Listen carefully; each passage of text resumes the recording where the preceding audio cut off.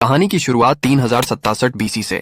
यहाँ पर scorpion king को दिखाया जाता है जो अपनी विशाल सेना के साथ दुनिया को जीतने निकला है। लगातार 7 सालों के युद्ध के बाद स्कॉर्पियन किंग की हार होती है, जिसमें सजा के तौर पर उसे और उसके लोगों को मरने के लिए पवित्र रेगिस्तान में छोड़ दिया जाता है। उसके सारे साथी मर जाते हैं और वह अकेला ही बचता है। तब वह मिस्र के देवता अनुबिस का आह्वान करता है। वो उनसे कहता है कि उसकी जान बख्श दे ताकि अपने दुश्मनों का खात्मा कर सके, और बदले में वो उन्हें अपनी आत्मा देने को तैयार है।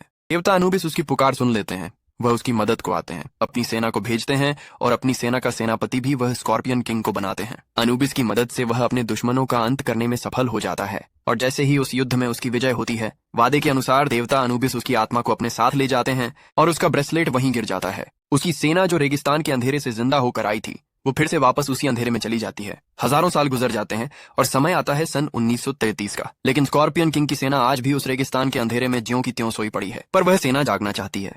यहाँ पर रिक और एवलिन को दिखाया जाता है, जिन दोनों की अब शादी हो चुकी है। उनका एक बेटा भी होता है जिसका नाम एलेक्स है। ये सब के सब उस जगह पर होते हैं जिस जगह पर आज से हजारों साल पहले स्कॉर्पियन किंग की सेना ने अपनी आखिरी लड़ाई लड़ी थी। एवलिन को ऐसा लगता है कि वह इस जगह पर पहले भी आ चुकी है, और जब ये एक गुप्त दरवाजे के बाहर पहुंचते हैं, तभी एवलिन को कुछ दृश्य आते हैं और वह देखती है कि वहां पर कोई उस दरवाजे को खोल रहा है, और वह उसी तरह दरवाजे को खोलकर अंदर दाखिल हो जाती है। वहां पर उन्हें एक बॉक्स मिलता है। जब ये उस बॉक्स को खोलते हैं तो उसके अंदर स्कॉर्पियन किंग का वही ब्रेसलेट होता है जो आज से 5000 साल पहले जब देवता एनुबिस स्कॉर्पियन किंग की आत्मा को अपने साथ ले गए थे, तो वह यहीं पर छूट गया था। इस बॉक्स के बाहर लिखा होता है, जो भी इसे खोलेगा वह नील नदी का पानी पिएगा। जैसे ही ये उस बॉक्स को खोलते हैं तो वहां पर बहुत सारा पानी आ जाता है, पर ये सब के सब किसी तरह वहां से बचकर निकल जाते हैं और ये सब के सब वापस लंदन आ जाते हैं। वहीं मिस्र में हमुनअप्तर, जिसे सिटी ऑफ डेड भी कहा जाता है, जिस जगह पर पिछली कहानी में इमोटेप मारा गया था, और काले जादू की किताब, जिस किताब से किसी को भी जिंदा किया जा सकता है, वो भी हमेशा के लिए खो गई थी। वहां पर कुछ लोग खुदाई कर रहे होते हैं और खुदाई के दौरान उन्हें अंधेरी दुनिया की वो किताब, जिसे बुक ऑफ द डेड कहा जाता है, जिससे किसी को भी जिंदा किया जा सकता है, वो मिल जाती है। साथ ही साथ उन्हें इमोटेप की डेड बॉडी भी मिल जाती है, जिसे ये ढूंढ रहे होते हैं। अब यहाँ पर एक लेडी आती है और ये हूबहू उसी तरह दिखती है जिस तरह से इमोटेप की प्रेमिका, जिसका नाम अंक सूनामन था, वो दिखती थी। दरअसल ये अंक सूनामन का पुनर्जन्म होता है यहाँ पर।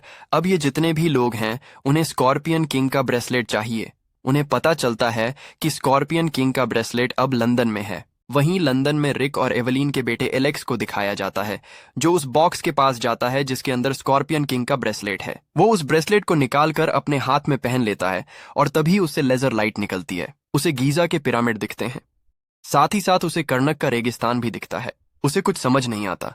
एलेक्स उस ब्रेसलेट को अपनी कलाई से निकालने की कोशिश भी करता है, पर वो ब्रेसलेट उसकी कलाई से नहीं निकलता, इसलिए वो उसे अपनी शर्ट की बाजू के नीचे छुपा देता है। अब यहाँ पर वही लोग आ जाते हैं जो मिस्र में हमुनअप्तर में खुदाई कर रहे थे, जिन्हें इमोटेप की डेड बॉडी और साथ ही साथ वो किताब, जिससे मरे हुए लोगों को जिंदा किया जा सकता है, वो मिली थी। वो उस ब्रेसलेट को उनसे हासिल करना चाहते हैं। तभी यहाँ पर मिस्र का वो आदमी, जिसका नाम बे है, जो राजा फराओ के रक्षकों का वंशज है, जिसने एवलीन, रिक और उसके साथियों को मिस्र से एक दिन के अंदर जाने के लिए कहा था, जो हमेशा से इस बात का ध्यान रख रहे थे कि कोई भी इमोटेप की डेड बॉडी तक न पहुंचे, उसे जिंदा न करे, वो यहाँ पर आ जाता है। वो एवलीन से कहता है कि किसी भी कीमत पर उन्हें ब्रेसलेट नहीं मिलना चाहिए, पर ये लोग ब्रेसलेट को और साथ ही साथ एवलीन को भी यहाँ से अगवा करके ले जाते हैं। एलेक्स बे के साथ अपने डैड रिक के पास पहुंचता है। बे रिक को एक फोटो दिखाता है। वो कहता है, यहाँ पर ये आदमी होगा, वही तुम्हारी पत्नी होगी। एलेक्स कहता है, मैं इस आदमी को जानता हूँ, ये म्यूजियम में काम करता है। बे कहता है, किसी भी हालत में ये लोग ब्रेसलेट को हासिल करना चाहेंगे।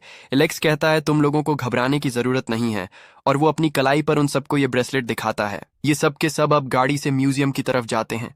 रास्ते में बे इन सबको बताता है कि अब जब तुम्हारे बेटे ने स्कॉर्पियन किंग का ब्रेसलेट पहन लिया है, तो वो 7 दिनों में जिंदा हो जाएगा, और अगर उसे मारा नहीं गया तो वो अनुबिस की फौज को जगा देगा, जिसके बाद वो इस पूरी दुनिया को अपने कब्जे में ले लेगा।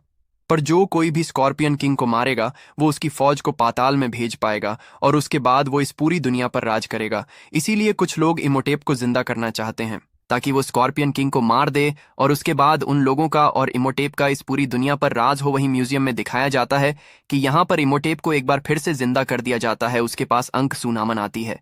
ये दोनों एक दूसरे से मिस्र की प्राचीन भाषा में बात करते हैं, यानी कि ये अंक सूनामन का दूसरा जन्म तो है, पर उसे अपने पिछले जन्म की सारी बातें याद हैं। उसके बाद ये उस बॉक्स को भी खोलते हैं जिसके अंदर स्कॉर्पियन किंग का ब्रेसलेट है, और उसके अंदर ब्रेसलेट नहीं होता। इमोटेप एवलिन को आग में फेंकने का आदेश देता है, और जैसे ही उसे आग में फेंका जाता है वहां पर रिक आकर उसे बचा लेता है। और ये सब के सब म्यूजियम से बाहर निकलकर डबल डेकर बस से यहां से निकल जाते हैं। वहीं म्यूजियम के अंदर इमोटेप को दिखाया जाता है, जो कुछ मम्मी योद्धाओं को जिंदा करता है और उनके पीछे भेजता है। वो मम्मीज उन सबको मारने की कोशिश भी करती हैं, पर रिक एवलिन और उसके सभी साथी सभी मम्मीज को खत्म कर देते हैं।